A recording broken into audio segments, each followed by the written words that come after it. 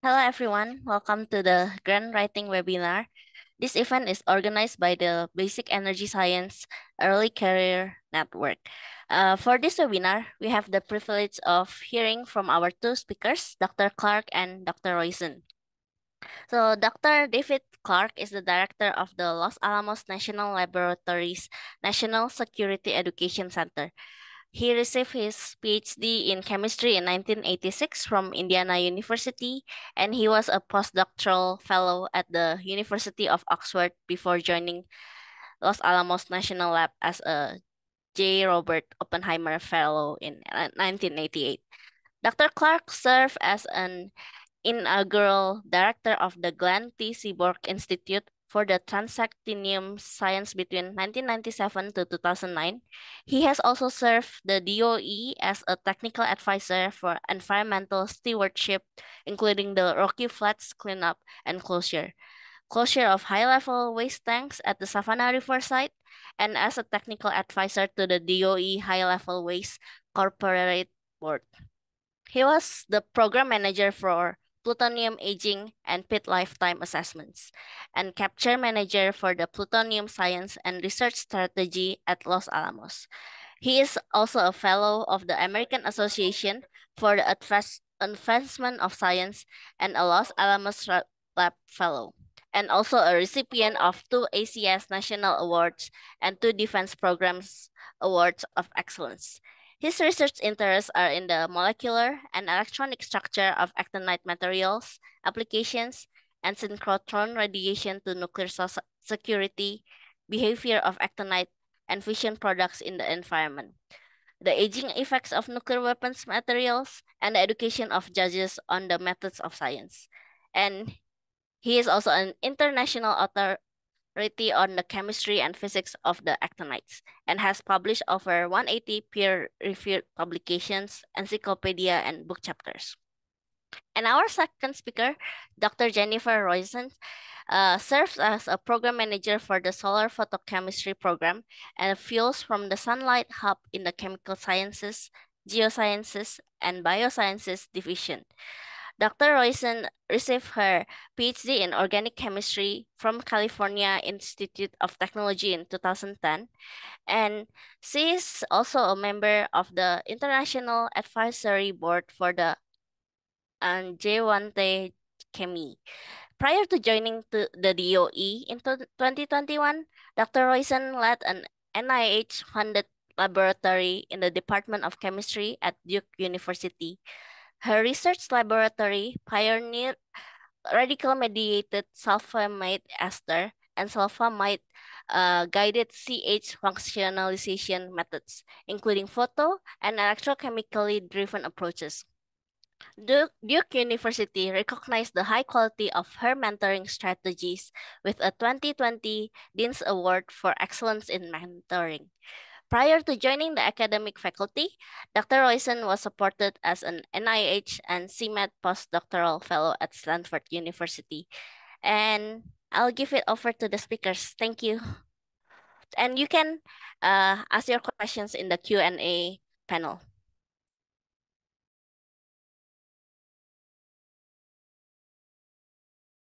All right, if we can get the first slide. So I'm Dave Clark, and I'm going to give a short presentation on proposal writing and submission from the perspective of someone working at a national lab. So next slide, please. So how to get started. Most important is to talk to your program managers. And this would be true whether you're at a lab or a university or somewhere, but talk to your program managers and talk to them before you write or call someone in Washington. If you're working at a national lab, many national lab offices have fairly rigid reporting chains, and you can upset a sponsor or a program office by not working through the right channels. The program manager may suggest other mechanisms or solicitations or sponsors that might be more appropriate to the idea that you have. And very importantly, many programs will not accept unsolicited proposals. So you really need to go through that program office. Pay attention to proposal calls and announcements. And very important, find a mentor. Find someone you can talk to that will help you through the process. Next slide, please. So you want to get yourself familiar with resources and forms. There's a lot of information available on the web. I've got a collection of 4 different websites here on the sort of upper left. Office of Science has their contracts and grants website. And there's a tremendous amount of information as you look at the various different tabs. On the left-hand side, you'll see grants and contract support, funding opportunity announcements, announcements for the national labs, et cetera. Then on the right-hand side and kind of in the middle is grants.gov. That's a website that has a whole lot of information. There are videos and tutorials and informations on how to prepare things, what forms are necessary. So take some time, surf the web, get familiar with these websites. If you're a place like LANL, Los Alamos National Lab, on the lower 2, you can subscribe to program announcements through what we call Research Central. I love this feature. I get emails constantly on the latest funding opportunity announcements that are coming. So I don't have to go search for it. It just comes right to my desktop. And then also at the National Labs, we have laboratory-directed research and development. Our lab has a website called LDRD Connection where you can take a look at the kinds of things that have been funded in the past. Next slide. So what's involved in submitting a proposal for funding? We often think, well, I'm going to write my science down in some number of pages and be done.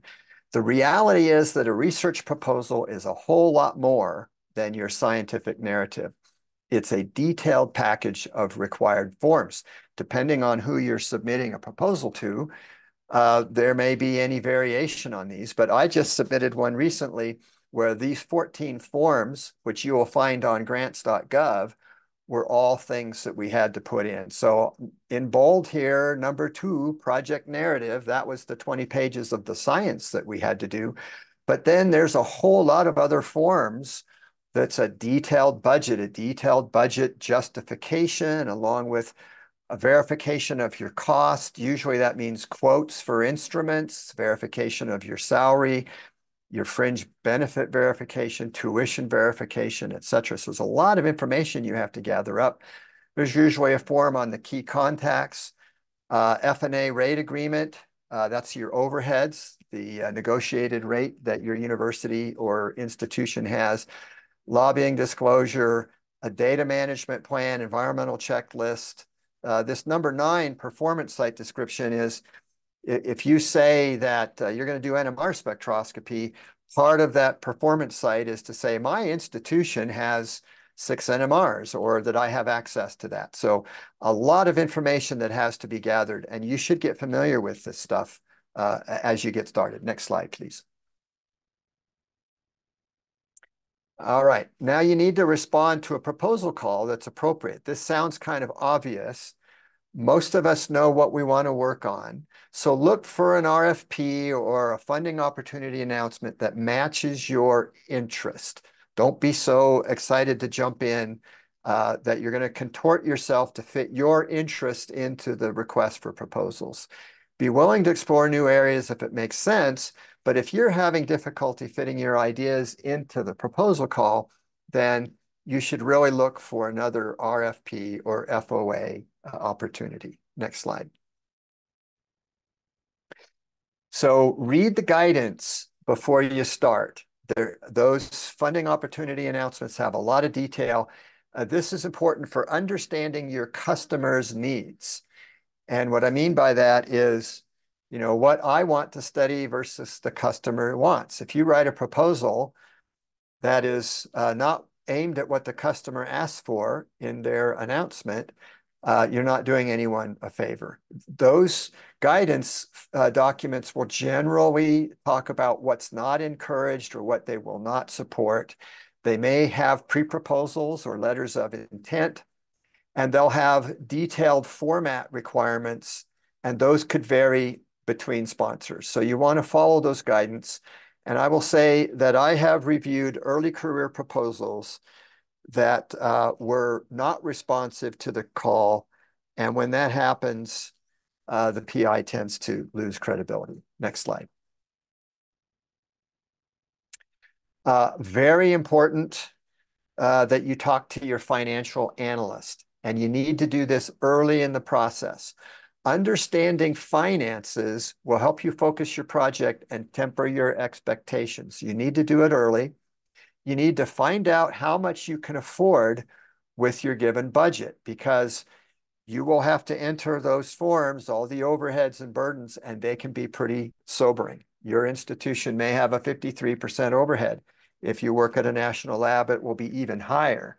So the dollar amount that is available doesn't go as far as you think, and that will give you a realistic cost estimate for how many staff, how many students, postdocs, what materials and supplies you can afford, etc. And I have to tell a little short story. I knew a group that had uh, put in one of these very large $25 million programs. Sounds like a ton of money. They had multiple labs, multiple universities. There a lot of excitement. They developed their proposal. Then they started working on their budget at the end. And unfortunately, because of all the overheads and things that they didn't consider, they had to start getting rid of collaborators. And by that time, you've already done the writing, friendships break up, etc. So you really want to get this done first, figure out how much you can afford, how many people can be involved, and then get started. Next slide. So writing the technical details, again, seems obvious. Follow the instructions. The instructions will talk about font sizes, word count, page limits, margins, maximum amount of budget. Pay attention to all of that. If there is a template available, please download it and use the template. That will keep everything in order for you and make sure you're not violating the margins and font sizes. If there isn't a template, then write down all the headings in the call and use that as your template. And then as you're writing, I'll say scholarship is essential. You need to demonstrate to the reviewers that you understand and command the literature in this area. And you need to put citations throughout.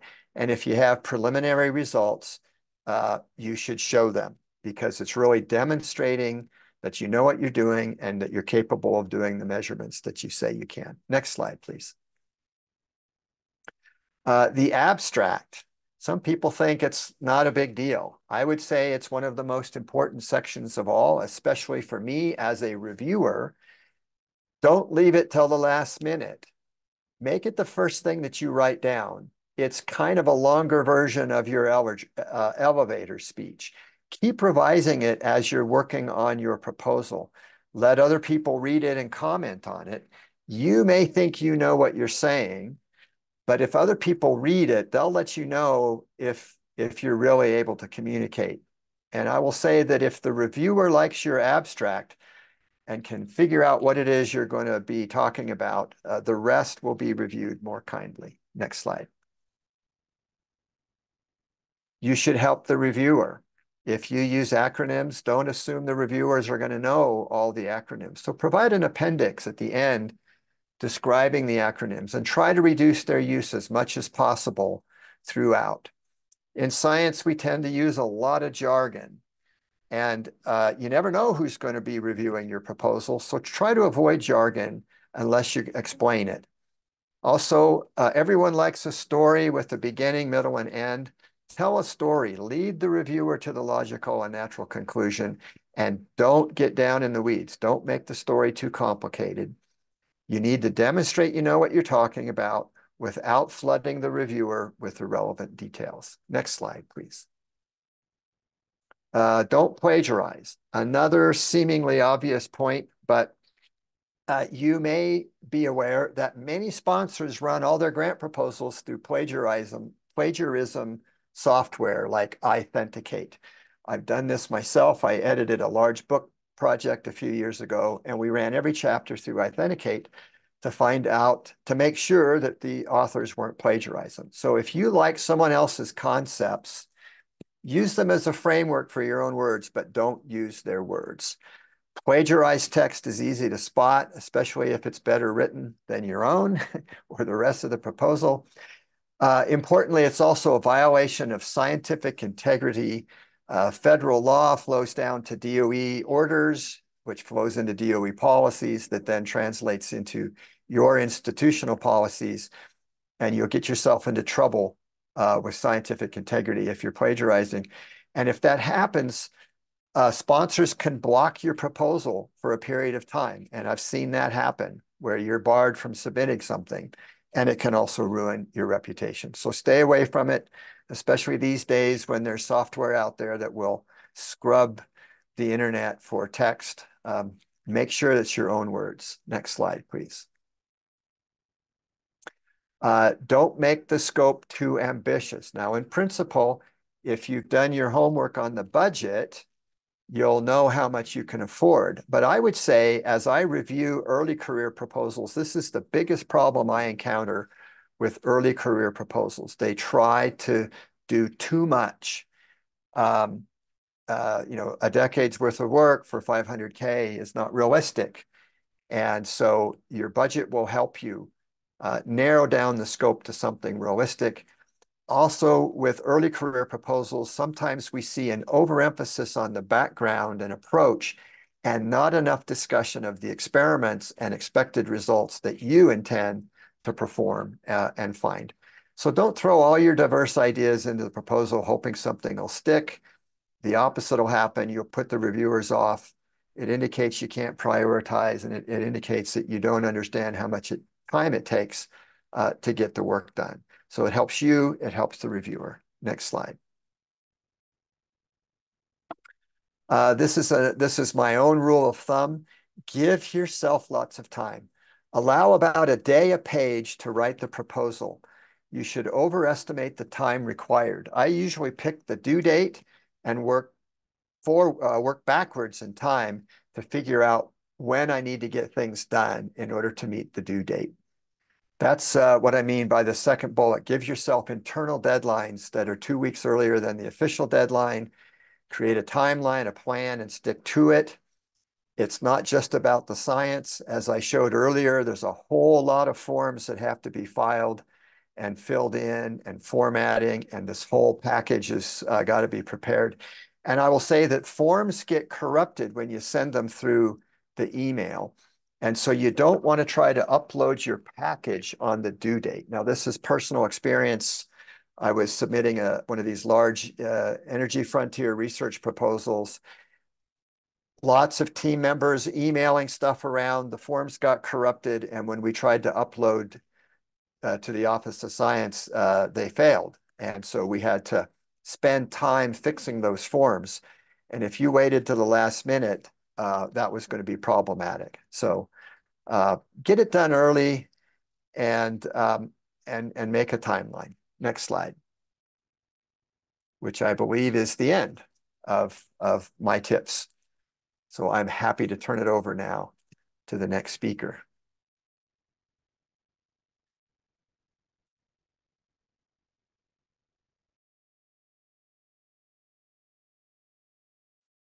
And I confirm that you're seeing the correct view. Yes. Excellent. Thank you so much. And I'm going to start with a laser pointer that is visible.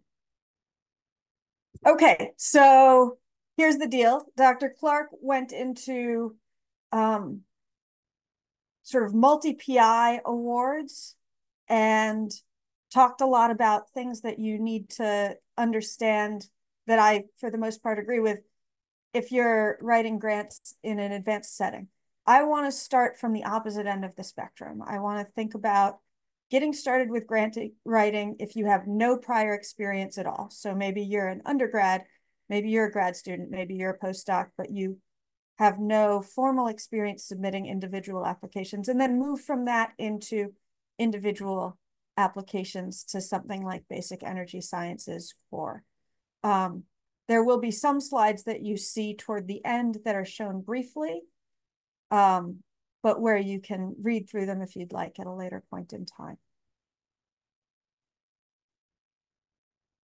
Okay, so if the proposal submission process is entirely new to you, it's pretty standard that you might be overwhelmed. And you may not realize some things you've already done to start to prepare or that would be sort of low barrier activities. My advice here is practice, practice, practice. We're going to have 3 slides, one about how to practice editing, one about developing a network so that you're able to trade a proposal back and forth or parts of a proposal and get real feedback and learn. And another about engaging individuals early.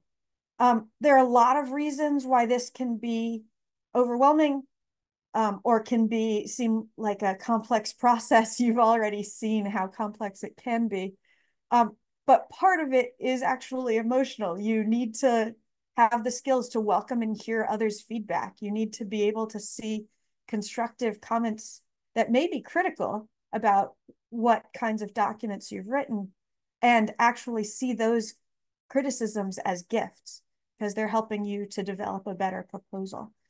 You need to be able to provide critical feedback to others and even to yourself. And Dr. Clark pointed out, it's really helpful to use a timeline. A lot of people are deadline oriented. They just want to get an urgent task done at the end of a period of time.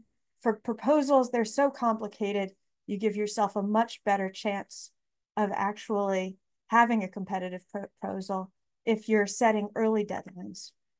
The other thing you can get from these early processes is you can think about and identify productive writing strategies for you to navigate the demands of research. It's unlikely that your full-time position will provide the flexibility to allow you to work on a grant submission full-time. So then you need to navigate these competing priorities. And for each of us, that's a different task. When I talk about editing, getting experience, what I'm thinking about is experience with diverse document types. If you're learning how to edit manuscripts in preparation or sections of proposal or even resumes, these can all be useful. These can be documents where your advisors want you to look at a section, or a mentor or a peer. These can even be documents you've generated yourself and stepped away from for a little while, but are now ready to go back and edit. So that's helpful. If you really haven't done any editing or you don't feel like that's a possibility, a good place to start is just to review references in a manuscript or in sections of somebody's proposal for typos or inconsistent formatting. This is a detail-oriented task, but it's a set of skills to develop.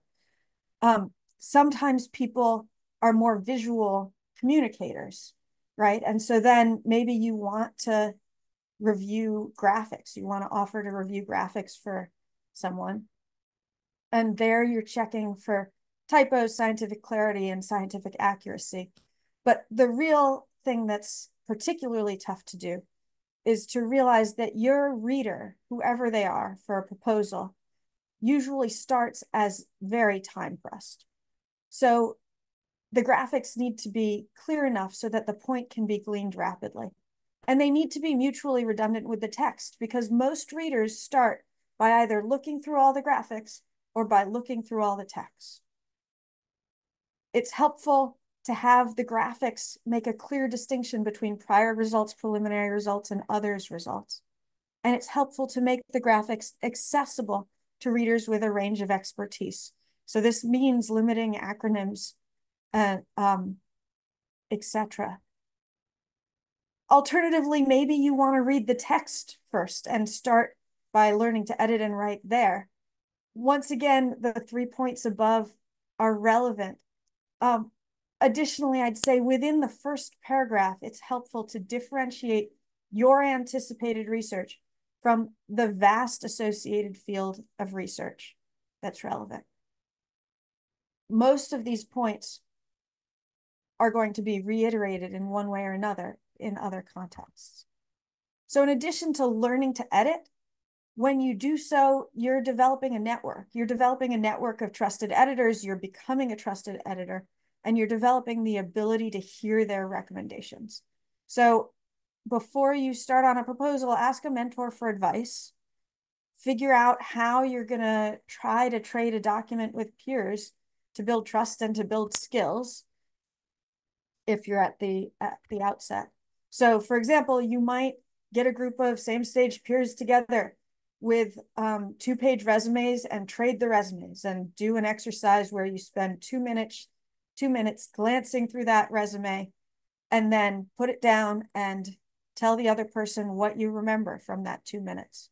Oftentimes when you run a time pressed exercise, you'll realize that what people walk away with in a quick time is not what you want them to walk away with. And that will help you to figure out, well, how do I reformat this document, reformulate it so that someone who's time pressed can understand the key points or can see and retain the key points really quickly.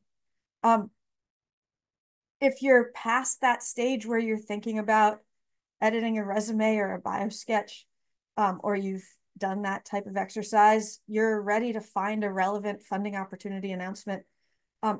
If you're a undergrad or a grad student or a postdoc, that might be an internship, that might be a fellowship, that might be some sort of a conference proposal. It's often a different format. But ultimately, the first thing you're going to do is read the review criteria and make sure you address them. Dr. Clark pointed out that sometimes there's a template and that it has lots of features, perhaps a word limit or a page limit, perhaps limits in the types of text you can use, or maybe you're limited to only text. You want to look at those criteria, and you also want to look at the questions that reviewers are going to be asked about whatever document you generate. When you do that, you can get a sense of where to start. You can get a sense of whether there might be alignment between your ideas or the sort of research area you're in and the types of things you might want to propose and the document you ultimately want to generate. So you want to be familiar with those first, but then before you look at examples, before you of what others have written, before you sort of overlay all sorts of expectations, you want to come up with ideas that you believe in. What distinguishes your response, the research you want to do or the activity you want to do from those of others in that research area? This is true even if you're just applying for a couple $100 to support conference travel. You know, why is it that someone should support your conference travel rather than someone else's conference travel? So for each document, you want to think about a reader. You want to, if you're lucky, have a friend or colleague share a successful version of a related grant proposal just so that you can get a sense of how other people are doing it. But you want to avoid plagiarism, and you want to think about this as an iterative learning process. So Dr. Clark pointed out, it's time to make a timeline. This is a real challenge for people. A lot of people are very deadline oriented, and for proposals, you really do need to have a longer timeline, in part because competitive applications involve feedback and involve you taking the time to actually edit your application if you can. So the other thing to do is at the end of drafting what you think is a really high quality document, read the review criteria again and make sure you address them, because and that it's easy for someone to find the way that you address each of them. Because once in a while people don't do that and then actually miss some of the review criteria in their submissions. Okay, the final point of advice for people just getting started is that you want to engage collaborators or recommenders efficiently and early. Some proposals require collaborators, some require recommenders, different funding opportunities require different things. So the first question is, what type of letter is needed? If there's a collaborator, oftentimes the text is dictated in the funding opportunity announcement, and you want to give the collaborator that text when you reach out to them to tell them what's needed. In terms of recommendations, if you can, you want to make a request more than 6 weeks in advance of a deadline. And you want that request to say in the first or second sentence of the email, what it is you're asking for. Do you think you would be able to provide a supportive and informative recommendation by such and such deadline for such and such funding opportunity?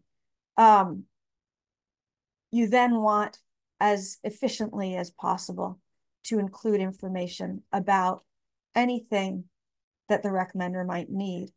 This can include drafts of some of the submitted documents, as well as sort of an indication of when you'll provide a polished version. You can welcome feedback in this context, but it's hard to expect feedback in this context. Okay, so that's getting started with no prior experience at all. And if you're thinking then about basic energy sciences, a lot of those tips end up being helpful when you're thinking about doing an individual application, submitting an individual application later in time. The Office of Science, where basic energy science is located, is the nation's largest supporter of basic research in the physical sciences. If you look at the budget for the Office of Basic Energy Sciences, BES, within the Office of Science, about 40% of it is goes to research, so grant proposals, etc. And that's sometimes $1 billion per year, or a little more or less. The basic energy science mission is to understand, predict, and ultimately control matter and energy at the electronic, atomic, and molecular levels. And anything submitted needs to be relevant and needs to make a case for relevance to the energy mission of the Department of Energy. If I'm thinking about the first places people often apply to the Office of Science for opportunities, it's things like internship programs or the science graduate student research or the visiting faculty program. These are the types of programs that require recommendations, and their applications tend to be shorter than the ones that Dr. Clark was talking about. If I'm thinking about a principal investigator who's just started a faculty position, oftentimes the first point of contact is related to something known as the open call. It's known as the open call because there are no official proposal due dates. Historically, when the post date closes, there's another call issued. This supports single investigators, and it also supports conference proposals, which are much smaller, and small groups. There's more information throughout this open call. I will note that it specifies overarching research priorities, and those end up being themes that if your research is able to tie into them, you want to take a sentence or two to articulate how your research ties into them. So I mentioned that this is an always open call, but what's the deadline for submission? Okay, so there's no real deadline for submission. There is sometimes a soft date after which it's hard to have a submission considered within a given time period. To figure that out, you want to reach out to the program manager for the open call. Who's a program manager? I'm a program manager. I'm going to show you some pictures of other program managers in a moment. So which program manager do you reach out to? Depends what your idea is. You want to look at the funding opportunity announcement text and see if there's a section of it that is most relevant to you, and there will be a program manager listed. You want to tap into your Whisper network, your network of peers and mentors, and see what people who are doing the types of research that you're doing often, who people often engage in terms of program managers. You want to look at manuscript acknowledgements for other people in your field to figure this out as well, or possibly the PI meeting abstract book. And here I'm going to point you to a set of URLs that allow you to access these PI meeting abstract books, either directly or indirectly. So the Office of Basic Energy Sciences has two primary research divisions, the material science and Engineering Division, MSE, and the Chemical Sciences, Geosciences, and Biosciences Division, CSGB. And within those, there are teams that work on broad thematic areas. These are written out vertically on this slide. On the next slide, they're written out horizontally. So here are the teams. And when you're looking at these teams, you can to the level of program managers. So for example, if you're doing research in theoretical condensed matter physics, a good place to start looking in the funding opportunity announcements associated with this would be at the theoretical condensed matter physics page to see if there are any comments on what is relevant. Or alternatively, if you're looking at CSGB, perhaps you're thinking about a catalytic project. And if you go to the funding opportunity announcement, you'll often see a restriction such as photoredox catalysis is not considered by this program. It is, however, in some contexts considered by solar photochemistry, which is the program I'm associated with. So that's the kind of guidance you can get. The way that you approach a program manager, i.e. a PM, is with a white paper that's 2 to 3 pages in length, typically. And that's often an email submission for the open call. It's often an email submission, that is. And often it's helpful if you want to be considered before October of the next year to email a white paper between mid-July and mid-November if you're thinking about the solar photochemistry program. If you send an email and you don't get a response for our program, at least it's fine to resend it after 2 to 3 weeks. What's the content of this? This actually is very similar to the type of content you would see earlier in this presentation.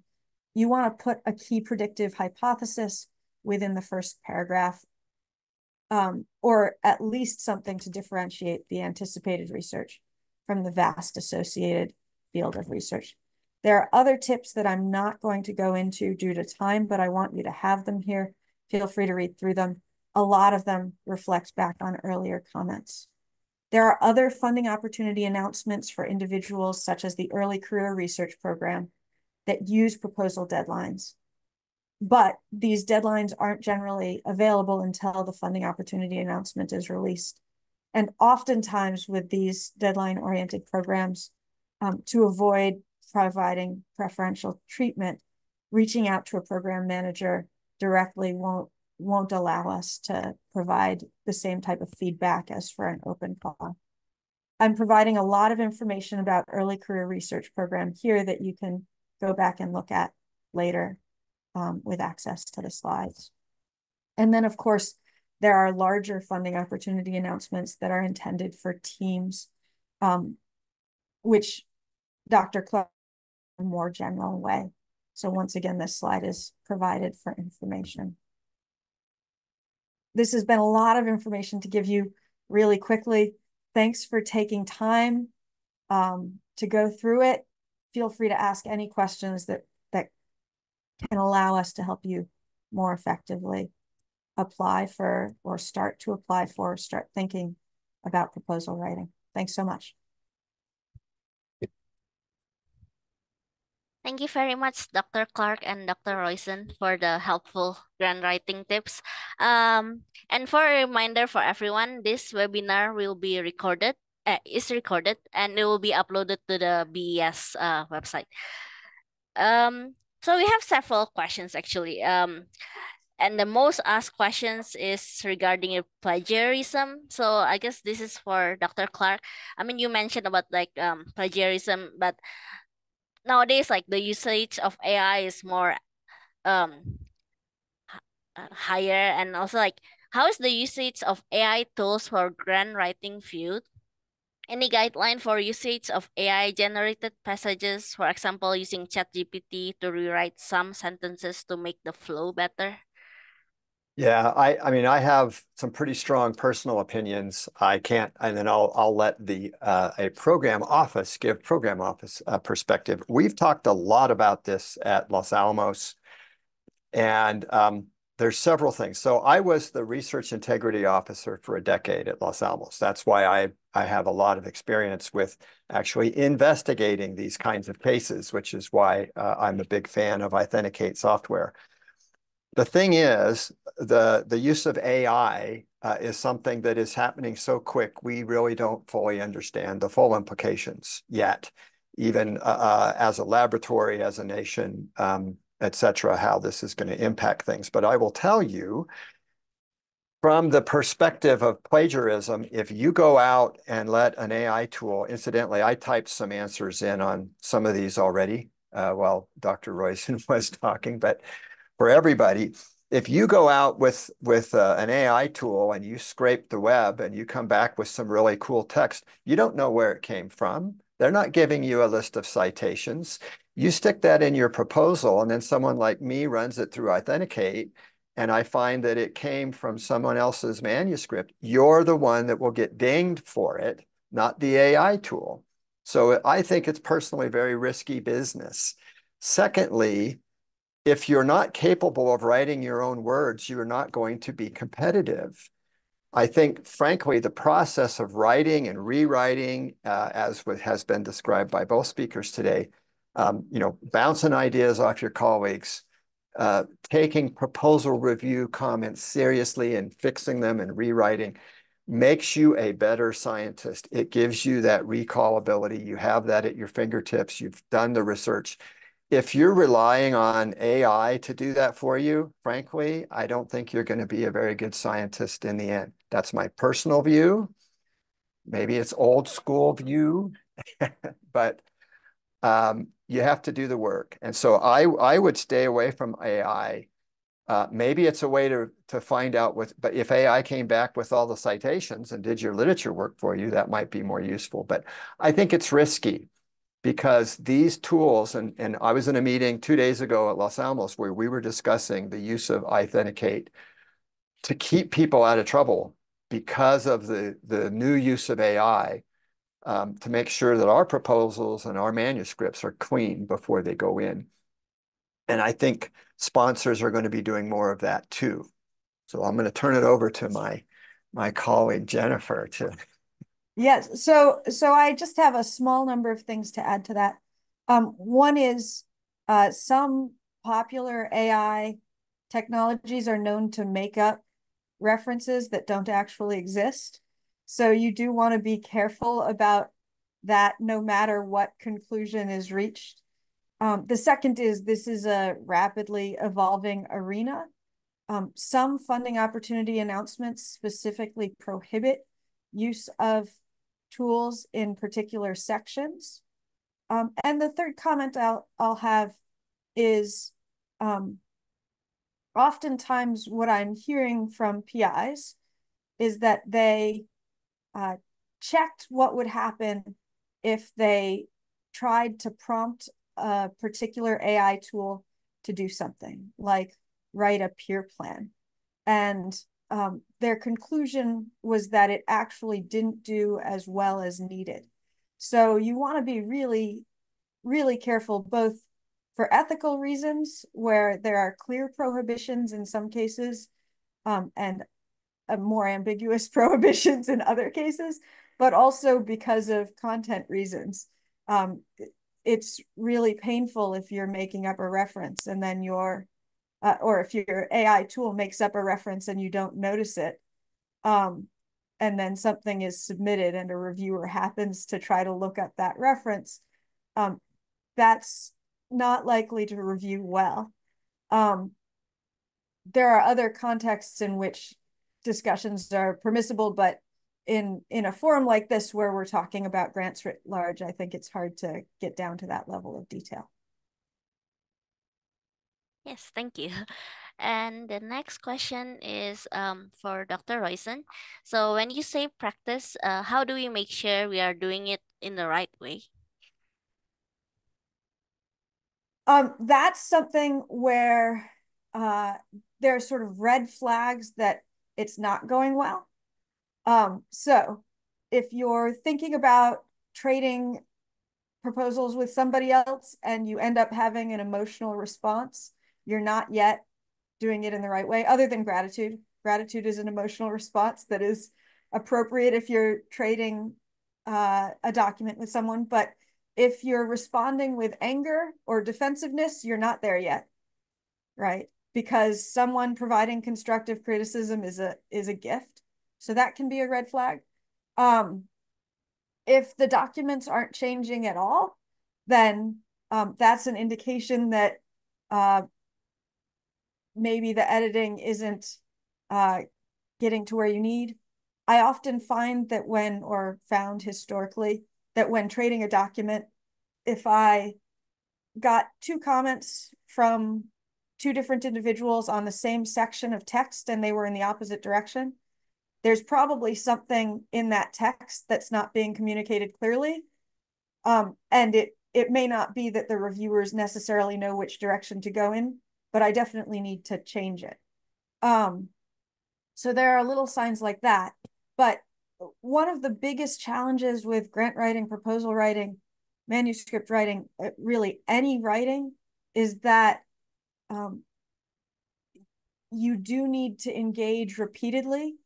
Sort of one-off experiences aren't going to have the impact that you want. And to do that, you do need to develop this network, and you do need to engage mentors at the outset for advice. And then usually, if you're lucky enough, you have a mentor in addition to your advisor, where you've cultivated a relationship that's scientific in nature. And that mentor will hopefully be able to say, this isn't there yet, or this is there yet. So the personal touch, for better or worse, is really helpful. And I can say, by the time I was 8 years into my academic career, I was still trading documents, not as many. But the more sensitive the document, or the less experience I had with it, the more likely I was to trade with someone who was thinking about the same sorts of issues, in addition to working with people who were in my independent research lab on it. And my writing and my communication was still getting better. So it's an evolving process. Thank you. And oh, there is one follow-up question about the plagiarism. Is there like open source plagiarism checker, especially for grad student who cannot afford to pay for one? Or if you- if Yeah, something that is okay. I don't know for Oh, it's okay. sure. What I do know though is where an institution like Los Alamos, we pay the full subscription for all this kind of stuff. My daughter is an undergraduate, and in their class they were using Authenticate software. So there must be versions that are academic users that are either free, or I'm sure there's something. It may not be as good. When you pay for it, it's linked to a phenomenal database of literature to be thorough. But yeah, Okay, um, thank you. And there are a few questions actually related to this. Can a postdoc be a co-PI in a grant proposal? Depends on the grant proposal, Oh, okay. right? So certainly a postdoc can even be a PI on a conference proposal oftentimes, right? Even a grad student, depending on what they're doing for the open call for a conference proposal. But it depends on the funding opportunity announcement. And someone asks like how important is DEI? I'm assuming the diverse equality inclusion. well, I think I just take a first step at this, Jennifer. But I would say it is important. It's something that we're all paying attention to these days. Certainly at the national labs, it's important. With regard to responding to a proposal call, I don't know if some proposals may say we will give preference to applications that pay attention to this. So I would look at the instructions. I'm going to take a step back to the last question, because uh, I think the grad student and postdoc actually can't be a co-PI on the or a PI on the conference proposal through the open call, but they can be on many things. So just to clarify that. And then for this question, which is really about how important is DEI, it depends on the funding opportunity announcement, right? So if you look in the open call, there is a peer plan, which is associated with equity as well as other things. It's predominantly focused on good mentoring practices and good recruitment practices that are equitable and that lead to an integrated, robust scientific workforce. But the weight of that depends on each funding opportunity announcement and depends on context, right? And is continuously changing. So my general tip for people is you want to look at the funding opportunity announcement for what's asked, but it's really hard to know what's weighed or how things are weighed in advance, right? Because any decisions are being made thinking about multiple factors. And that's going to be true across applications. So it may be that there's a group of people who are particularly interested in one factor or invested in another. And so one of the challenges of writing grant proposals is that you have this incredibly broad audience that cares about a broad range of things. And I think you mentioned about peer plan. Is there like a website where they can go to for more guidelines? And also like about cost shares also, like some people ask like how do one go about identifying who to talk or how to find information about cost shares and also yeah, peer plan. Okay, I'll take the peer plan question, which is to say, if you go into the open call funding opportunity announcement, there will be linked to there will be a description of peer plans. There will be a description of peer plan associated questions for reviewers. And I believe, though I may be wrong, that there is a URL provided to a DOE website that's associated with the peer plan. Certainly, if you search for it, there's a frequently asked questions section for the peer plan, and that includes links to things like a National Academy of Sciences report that can provide insight into what data-oriented practices are out there that might be relevant. I can comment on the cost sharing, at least from the lab side, if you will. Some proposals or some FOA, some sponsors will, I don't think they can require cost sharing, but they can encourage cost sharing. I mean, maybe that's, but what it is for a place like a national lab is things like the institution can say, we'll pay for computer time, we'll pay NMR time, we'll pay for crystallography. There'll be some kind of in-kind support from the lab. On one of the EFRCs I applied to, if we had won, we didn't win this one, sadly, the lab was going to pay half my salary so that I would cost less on the grant. So that's what the cost sharing really is something that your institution can kick in some funds to make it go a little bit further. Thank you. Yeah, I know you only have like 4 minutes left, so I guess I will put in like maybe two more. So I mean, someone was asking, like if they receive a generally positive review, but the proposal was not funded, how extensively should I revise it before resubmitting? Should I change the title and rewrite the abstract, or I guess, yeah, I don't know, like. I would say you should always try to constantly improve.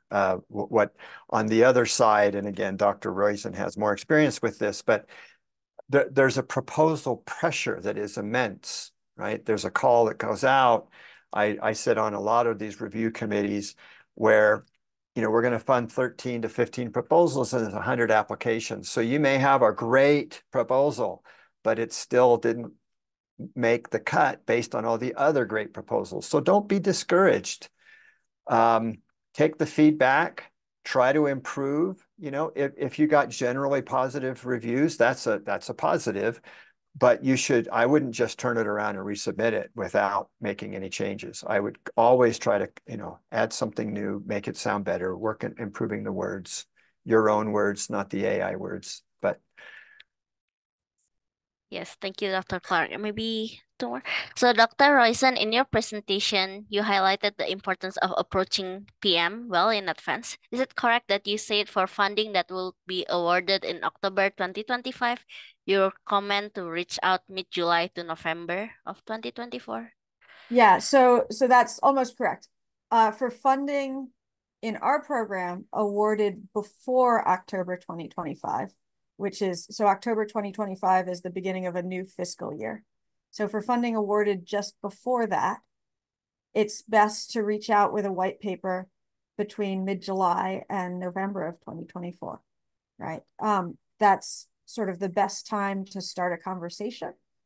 And that's in part because a white paper is a precursor to a proposal, right? And a proposal is a precursor to reviews. And then there is an extensive process, right? So it turns out it takes quite a while to go from a white paper with ideas to actual funding. And the change in the fiscal year is relevant to what is likely to happen in terms of when a proposal can be reviewed. The second comment I want to point out there is after you've gotten reviews back, so this is in relation to the prior comment, after you've gotten reviews back, some program managers will be willing to talk with you about those reviews. And when you're just starting to get used to reading reviews, it's hard to calibrate how positive a review is sometimes, right? Maybe one last question and then we'll wrap it up. So how does one determine what is a suitable proportion of preliminary work to ambitious aims in proposal? It's sometimes like if they already have enough preliminary, if they have enough data, they might say, "Oh, you did already most of the work. So why do you want the grant money?" I guess Dr. Clark might be. You are still on mute. yeah, you should always put preliminary data in. I don't know. I've never.